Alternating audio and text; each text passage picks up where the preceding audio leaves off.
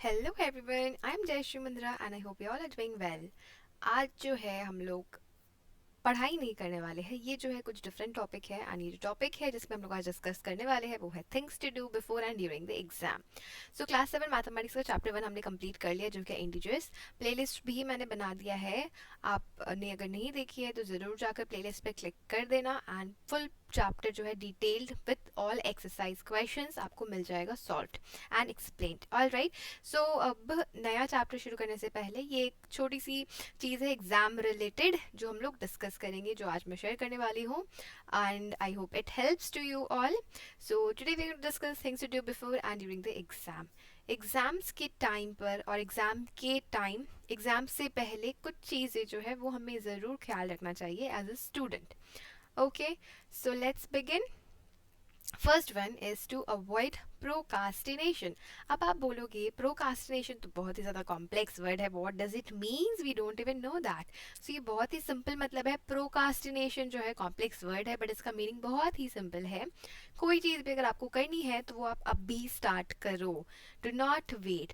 For an example, अगर आपके exam का सिलेबस आ चुका है, ठीक है, सो अब आप सोचोगे कि एग्जाम का सिलेबस आ गया है, फिर क्या हुआ, एग्जाम है 10 दिन बाद तो हम पढ़ाई शुरू करेंगे 5 दिन बाद।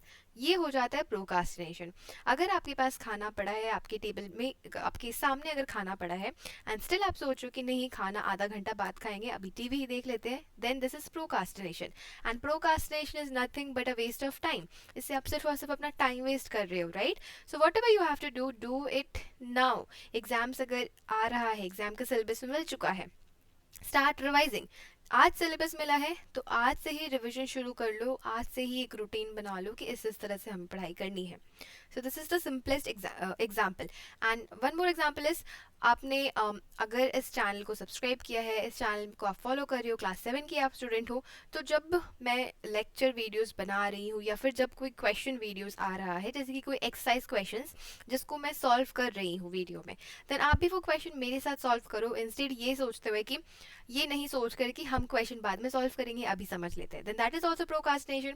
क्वेश्चन अगर आप मेरे साथ साथ सॉल्व करोगे तो बाद में आप और भी different different types of question solve कर सकते हो, राइट। इससे आपकी ही प्रैक्टिस ज़्यादा होगी एंड आपका टाइम वेस्ट होने से बचेगा, राइट। बिकॉज ये कोई मूवी तो है नहीं, राइट, इट्स अबाउट स्टडी। सो जब मैं क्वेश्चन सॉल्व कर रही हूँ तो आप भी क्वेश्चन सॉल्व करो and it would help you only. All right, I hope it's clear. Eat healthy, this is one of the most important thing. अगर आप खुद हेल्दी रहोगे तभी आप सारे काम जो है वो 100% एफिशिएंसी के साथ कर सकते हो, right. If you are not healthy, if you are eating only junk food, जैसे कि refined foods, sugary foods, right, soda drinks and all of those things, right, जिसमें बहुत ज़्यादा शुगर होते हैं, जिसमें बहुत ज़्यादा कार्ब्स होता है, सिंपल कार्बोहाइड्रेट, सो ये जो है ये हो जाएगा जंक फूड। ये क्या करेगा, ये आपकी बॉडी को अनहेल्दी बनाएगा, राइट। इससे आप ओबीज हो जाओगे, मोटे हो जाओगे बहुत ज़्यादा, एंड बहुत ही ज़्यादा लिथार्जिक, लेजी हो गए, आपकी बॉडी को एसेंशियल न्यूट्रिएंट्स नहीं मिलेगा, आपकी बॉडी जो है, आपका ब्रेन जो है, आपका स्टमक जो है वो फुल्ली फंक्शन नहीं कर पाएगा एंड उसका एंड रिजल्ट क्या होगा, आपको दवाई लेनी पड़ेगी and you have to sleep entire day. So you will not get time to do anything, ना ही आपको खेलने का टाइम मिलेगा, ना ही पढ़ने का टाइम, ना ही कुछ और चीज़, ना ही आप प्रॉपरली सोच सकते हो।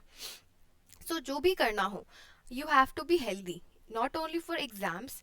सिर्फ एग्जाम पॉइंट ऑफ व्यू से इंपॉर्टेंट नहीं है, eating healthy is important from all point of view. आपको जो भी करना हो, अगर आपको बाहर खेलने भी जाना हो उसके लिए भी आपका हेल्दी होना ज़रूरी है, right.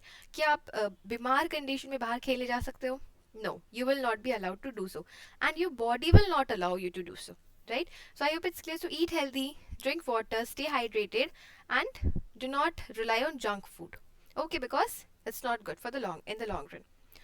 And the next point is sleep properly, this is very important. Exams इसका मतलब ये नहीं कि आप सोना त्याग करो, 24 घंटा सिर्फ पढ़ाई करो, नहीं। Stay consistent with your studies, consistent रहो पढ़ाई को लेकर के, ठीक है। इससे क्या होगा, एग्जाम्स के टाइम पर आपको ज़्यादा लोड फील नहीं होगा, आपको एकदम रिलैक्सड रहोगे आप, ठीक है, क्योंकि आपको रहेगा कि हाँ सिर्फ रिविजन करना है एंड रिविजन उतना टाइम नहीं लेगा। सो स्लीप आपको प्रॉपरली कैसे मिलेगी, जब आप पढ़ाई के साथ कंसिस्टेंट रहोगे।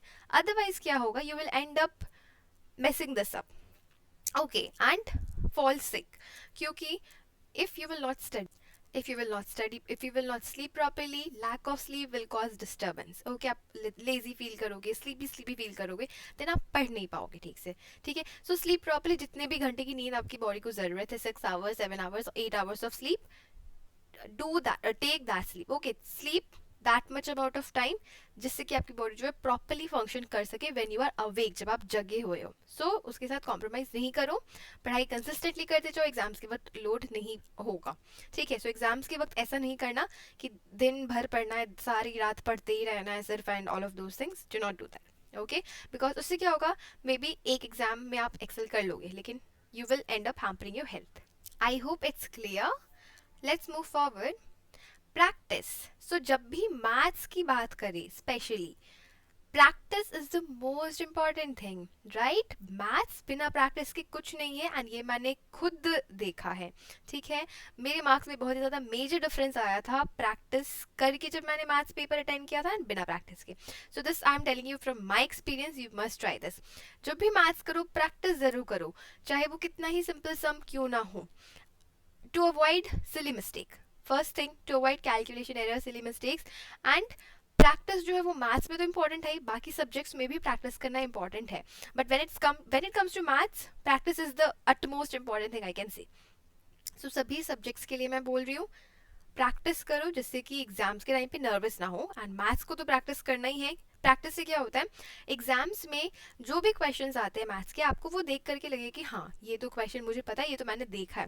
बट जब एग्जाम में आपको देखना नहीं है, एग्जाम में आपको उस क्वेश्चन का सोल्यूशन लिखना है, राइट. सो वो सोल्यूशन आप तभी अच्छी तरह से लिख पाओगे जब आपने प्रैक्टिस किया है, क्योंकि मैथ्स लर्न नहीं करते हैं, राइट. सो सिर्फ देखने से नहीं चलेगा, प्रैक्टिस करोगे तो एग्जाम्स के टाइम पे ऑटोमेटिकली आप सही सही सोल्यूशन लिखोगे, कैलकुलेशन एरर भी नहीं होगा. And you can trust me on that. Do practice. Alright, so 5 he questions practice करो, बट जरूर प्रैक्टिस करो. Okay, do not panic.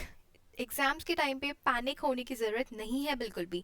हो सकता है क्वेश्चन पेपर में क्वेश्चंस जो है वो बहुत ज़्यादा टफ लगे शुरू शुरू में, ठीक है, लेकिन खुद को यही कहो कि फॉर एग्जाम्पल अगर मैथ्स का ही पेपर है, ठीक है, सो सिलेबस आपको प्रोवाइडेड है, एंड आप वो सिलेबस पढ़ के ही आ रहे हो. सो teacher out of the syllabus तो क्वेश्चंस नहीं देने वाला है, सिलेबस से ही क्वेश्चंस आने वाले हैं. ज़्यादा से ज़्यादा टीचर क्या कर सकता है, क्वेश्चन को ट्विस्ट कर सकता है, राइट. 2+2 4 जो है, 2+2 इज इक्वल टू 4 डायरेक्ट नहीं पूछ सकता है, what will you get when you add 2 with 2. ठीक है, सो कहने का मतलब यही है कि क्वेश्चन को ट्विस्ट कर देगा. सो उस टाइम पे आपको क्या करना है, पैनिक तो बिल्कुल भी नहीं होना है, कि ऐसा नहीं सोचना है ओ माय गॉड ये कहाँ से आ गई, ये तो मैं आता ही नहीं है. Okay, because it's not true. ये सब आपका ब्रेन आपको डराने की कोशिश कर रहा है. उस टाइम पे ध्यान देना है आपको कीवर्ड्स पे. ठीक है, मैथ्स में जब भी क्वेश्चन ट्विस्टेड आते हैं, सिर्फ एक ही चीज़ करनी होती है, कीवर्ड्स पे फोकस करना रहता है. ठीक है, कीवर्ड्स का मतलब जो कि मैथमेटिकल वर्ड्स है, जैसे कि एडेड, सबट्रैक्ट, ये हो जाएगा कीवर्ड. ओके, सो कीवर्ड पे फोकस करना, एंड ये जो प्रॉब्लम है ये सॉल्व हो जाएगी. कौन सी प्रॉब्लम, जब क्वेश्चन बहुत ही ज़्यादा कॉम्प्लेक्स लगे कि ये तो बहुत ही ज़्यादा डिफिकल्ट क्वेश्चन है, कीवर्ड्स पे फोकस करो, अपने आप ही आप ब्रेक करते करते सोल्यूशन पे पहुंच जाओगे, प्रोवाइडेड कि आपने अच्छी तरह से तैयारी की है एग्जाम्स की. लेकिन अगर आपने पढ़ाई नहीं की है, फिर आप एग्जाम के लिए जा रहे हो, देन ऑफकोर्स पैनिक आप होगे, बिकॉज आपको नहीं आता है. ठीक है, सो obviously आपको डर लगेगा, and you will think now what will happen. So don't do that. Study well, be consistent with your studies. अच्छी तरह से पढ़ाई करो, and eat well, sleep properly, and everything will fall into right place. I hope it's clear. Let's move forward. Take rest. This is very important. Again, it's a part of self-care.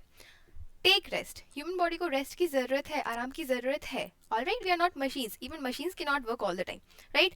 अभी class जो है laptop से हो रही है, सो laptop को भी charge करना रहता है, राइट. तो उस वक्त लैपटॉप भी रेस्ट कर रहा होता है. Same goes for humans, same goes for us as well. Rest जो है वो बहुत ज़रूरी है. अगर आपको पढ़ाई करनी भी है तो एक स्ट्रेच में 50 मिनट पढ़ाई करो, 10 मिनट रेस्ट लो. रेस्ट एज एन, रेस्ट का मतलब ये नहीं है कि सोने को कहा जा रहा है कि रेस्ट मीन्स जाके सो जाओ. No, rest means do whatever you like to do. Okay, जैसे कि आपने पढ़ाई किया 50 मिनट, 10 मिनट के लिए आप अपने फैमिली के साथ बात कर लो, सिबलिंग्स के साथ बात कर लो, फ्रेंड के साथ बात कर लो, अपना फेवरेट स्नैक्स बना लो, स्नैक्स खा के आ जाओ, गाना सुन लो, कोई गेम खेल लो. So these are the things that comes under this take rest. So ज़रूर रेस्ट लो. रेस्ट लेने से क्या होगा, पढ़ाई किया, 10 मिनट का ब्रेक लिया या फिर रेस्ट किया, and then you come back again. So rest का मीन्स बॉडी को रेस्ट भी दो. ओके, टेक अ ब्रेक में ये जो है ये चीज ज्यादा अच्छी तरह से फॉल करेगा, जो मैंने अभी भी एक्सप्लेन किया. टेक रेस्ट में बेसिकली बॉडी को रेस्ट देना ही अच्छा है, चाहे आप जो भी कर रहे हो, पढ़ाई भी कर रहे हो, तो एक ही स्ट्रेच में मत करो. If you think that you need to sleep, then sleep. 1 घंटे ही सो के आओ या फिर आधे घंटे का पावर नैप ही लो, but then do not go against your body, ठीक है, क्योंकि उससे आपके जो हेल्थ है वो हैम्पर होगा, and in the long run you will fail. So don't do that. Okay, read all the questions. This is very important. Question paper में सारे questions पढ़ो to avoid skipping any questions. For an example, अगर आपका 50 marks का exam है and उसमें 25 questions है, then एक बार शुरू की फर्स्ट मिनट सारे क्वेश्चंस गो थ्रू करो. इससे क्या होगा, अभी 50 मार्क्स का एग्जाम है तो वो टाइम लिमिट रहेगा, से फॉर एग्जांपल 1 आवर. सो जब आपने फर्स्ट 1 मिनट क्वेश्चंस को दे दिया है ना, सो जब पेपर कंप्लीट हो जाएगा, जब आप चेक करोगे आपके दिमाग में रहेगा कौन सा क्वेश्चन बाकी है या फिर कौन सा क्वेश्चन पे आपको ध्यान देना है. So do read all questions, जैसे कि आप कोई भी क्वेश्चन स्किप ना करो, and you can also put a tick mark. Tick करते जाओ जैसे जैसे क्वेश्चंस को अटेम्प्ट करो, जो क्वेश्चन नहीं अटेम्प्ट किया है उसमें टिक मत दो.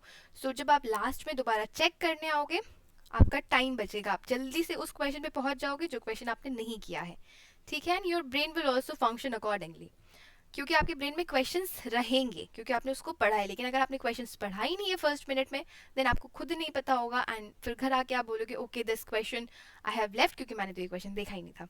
सो to avoid all those things you can do that. Don't waste time on one question, again this is very important. Suppose 50 marks का एग्जाम है, 25 क्वेश्चन है, एक क्वेश्चन को लेकर के आप 15 मिनट बैठ गए हो, ठीक है. सो जो 19 क्वेश्चन जिनके आंसर आपको पता है, वो भी हो सकता है कि आप नहीं कर पाओ, क्योंकि टाइम जो है वो तो 1 आवर ही है, राइट. सो एक क्वेश्चन को ही अगर आपने दे दिया है 15 मिनट्स, सो बाकी के जो क्वेश्चन है वो आप 24 question, okay, suppose let's write it down. 50 marks का पेपर है, 25 क्वेश्चन उसमें है, ठीक है, एंड टाइम है 50 मिनट्स ही ले लेते हैं टाइम भी, ठीक है. सो 25 questions, 50 marks and 50 minutes of time is given. So 50 minutes means एक क्वेश्चन को आप 2 मिनट दे दो, ठीक है. अब आप एक क्वेश्चन को ही अगर 15 मिनट दे रहे हो, तो बाकी क्वेश्चंस कब सॉल्व करोगे, बाकी की 24 क्वेश्चंस क्या उस टाइम पे सॉल्व हो जाएगा? No. So don't waste time on one question. एक क्वेश्चन अगर नहीं सॉल्व कर रहा है, कीवर्ड्स पे फोकस करो, तब भी कैलकुलेशन नहीं आ रहा है, पेज छोड़ दो, क्वेश्चन एक बार छोड़ दो, जो आ रहा है पहले वो सॉल्व कर दो, लास्ट में जाकर के जो नहीं आ रहा उस क्वेश्चन को सॉल्व करो, जिससे कि अगर वो क्वेश्चन नहीं भी आए तो उसकी वजह से बाकी के जो क्वेश्चन जिसके आंसर आपको आते हैं वो मिस ना हो जाए. ऑलराइट, एंड लास्ट मोमेंट पे तो दिमाग और भी ज्यादा तेज चलता है, तो जो क्वेश्चन के आंसर नहीं भी पता है हम वो भी सॉल्व कर डालते हैं. Alright, let's move forward. Alright, so that's all the very best. I hope it helps you all somehow, जो भी आज मैंने एक्सप्लेन किया है, because it has help me. So from my point of view explain this to you all the very best for your upcoming exams, and let's meet again in the next video. Till then, take care and keep learning, and thank you for watching.